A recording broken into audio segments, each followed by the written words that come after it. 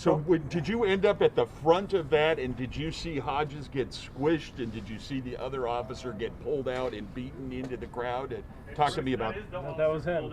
Okay, I'm sorry.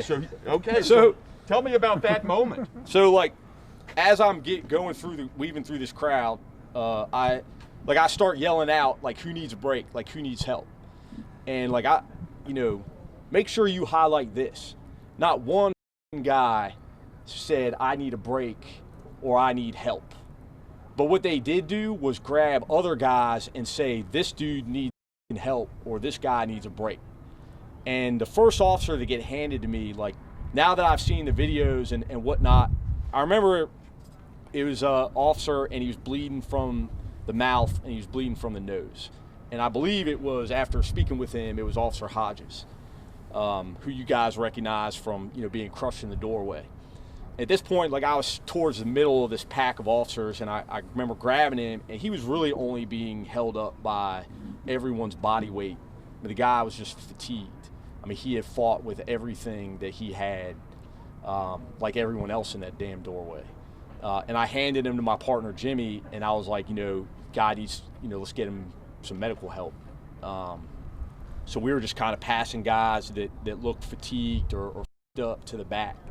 And we were making our way to the front. We get to the front, and we were literally at the threshold of the doorway, which is probably about 40 or 50 feet shy of the end of that tunnel that goes out onto the west front. I mean, it was just... So you're in the tunnel you're talking about? I was in the tunnel at the doorway that leads out to the west front of the Capitol. Like, I was in the front of that, group of officers directly encountering the protesters. I remember the first thing that I was like struck by was that all these guys had shields, and a lot of them were, police shields that they had taken away from officers. They were hitting us with, ass batons, different types of, weaponry that was being used. What were spraying you with stuff? Oh yeah, spraying us with shit. That was annoying. So tell us about the moment when you got grabbed. How did that happen, and what went through your head, and just walk us through that bit when you got dragged and beaten. Well, so getting up there, like, to the front, guys were you could tell, like, guys in our group were fatigued, guys were tired. And so I just started screaming out, dig in, like, MPD, dig in, like, push. We got to push them back. We got to take this doorway. I was yelling it. At one point, like, my voice cracked. It sounded embarrassing watching that replay, but whatever. So we start pushing, and initially, if you've seen the videos, like, we start losing some ground. It was brutal. Like, but whatever, we somehow summoned the strength to start pushing this group back. And it was like the real life 300 minus the six-pack abs, which none of us have. But we pushed this group back, 30 guys versus 15,000. And we pushed them back through the doorway, and we just kept pushing them until we got to the threshold of the tunnel. And it was at that point that I got, separated from the other officers. I got pulled away by, a member of or members of the rioters, and pulled out into this, like, sea of rioters. I remember thinking, like, at the moment that I got outside, like, holy, like, there's a lot of goddamn people here. Because inside the tunnel you could see like 50 or 60 guys that were, you're fighting against. But when you get outside, it was like some medieval shit. I mean, there's like flags flying and a sea of people, and it was the craziest thing I've ever seen. Did you think you were going to die out there? I don't remember those thoughts specifically. I remember thinking about that movie, Black Hawk Down, when the pilot gets stripped from the cockpit, because guys were like grabbing gear off my vest, and they ripped my badge from me, and people were trying to grab my gun, and they grabbed, my ammunition magazines, and So I remember like trying to retain my gun. I remember guys chanting, like kill him with his own gun. So like, Tased you, right? yeah, I was tased, I think about a half dozen times on the back of my neck. That sucked. What were you thinking all this time? I thought about that. When the guy started, when people started grabbing for my gun, like I remember trying to retain it, and the thought did cross my mind, like, okay, like people are trying to kill you, and I think that this has crossed the threshold of you know, defending yourself. I thought about killing people, and What then kept you from doing it? So I think like survival instinct really took over, and I figured that, okay, that's always an option here, but like I've got, 52 bullets, and it would be damn amazing if I could even perform a reload in this situation. So I'll probably shoot a couple, and then they're gonna take the gun away from me and kill me. Because that would provide them with the justification to really, to kill me. I saw at some point people started saying, "Don't kill him," and they pulled you out of the crowd.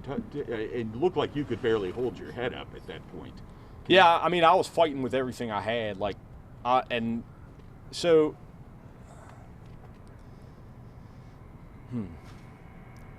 I mean, my thoughts on, so there were, at one point, I decided, like, maybe I can appeal to somebody's humanity in this crowd. And I said, I have kids. And I felt like, maybe if I could, in some way, reason with someone that I could get, some type of assistance and give people time, my guys time to get to me and get me the hell out of there. Fortunately, I think that it worked. Some people did, start to protect me. They kind of encircled me and try to prevent people from assaulting me. I do remember that. And then it did allow time for Jimmy Albright, my partner, to get to me and get me the hell out of there. How did you get out of there? Jimmy got to me. Like, take you back into towards the doorway, yeah. But, my thoughts are, like, to those people, the ones in the crowd that, somehow appealed to their better angels and, offered me some assistance, thank you, but fuck you for being there. The only person I credit with saving my life is Jimmy Albright. So, and the rest of the MPD guys in that tunnel. You were hospitalized. I was. So, I was still like amped up on adrenaline for, considerable amount of time, and then I started to feel the effects of what had happened. I ended up getting transported to the Washington Hospital Center, where I learned that I had suffered a mild heart attack. But, I was discharged like a day and a half later. And I mean, physically, I feel fine. So, But you've obviously been through a life, an experience you'll remember for the rest of your life. Oh, yeah, absolutely. That was a wild day. So how are you? Tell us how you're doing now. Oh, I'm good, man. I mean, I get like, I got the benefit of like 20 years of law enforcement. I've never experienced anything quite like this, but, you learn to cope with what do they call them, like critical incidents. And I've got like a hell of a support system. I got a lot of, the outpouring of support from law enforcement community has been tremendous. I've got a good, family support system. My 4 daughters have been amazing, just giving me, something to occupy my mind other than all this bullshit. Did you say a prayer and did you say goodbye at some point to your family? You mean during the incident? No, I mean, I never gave up. Like, I was fucking getting back to him. That thought never entered my mind. How old are you, sir? I'm 40. Where are you from originally? So I'm a native. I was born in Washington, D.C. I grew up in Northern Virginia, but I graduated from high school in D.C. I went to Ballou. Wow. Are you going back on duty, or are you off duty for a while? I would assume I'm be off duty for a while. I don't know. I still have like a lot of follow-up medical appointments and whatnot. So The repercussions from the heart attack, anything that you know of? I mean, what have the doctors said about you? I mean, I think we're still like the early stages of testing and whatnot. But from what I've heard, like I had a cardiologist appointment yesterday. Like things look good, like on the up and up. So I mean, I'm still like it.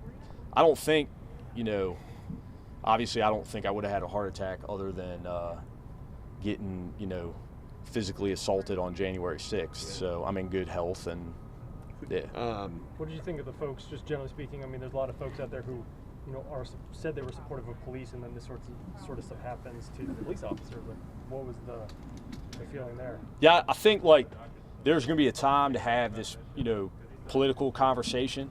But like right now, I'm just here to, highlight what I experienced and the officers that I observed, like the bravery that I saw. So you could have been. I mean, it sounds like what happened to you was remarkably similar to what happened to Officer Sicknick. He apparently got hit in the back of the head with the fire extinguisher, went back to the division office, and suffered a stroke. I mean, that's kind of what happened to you.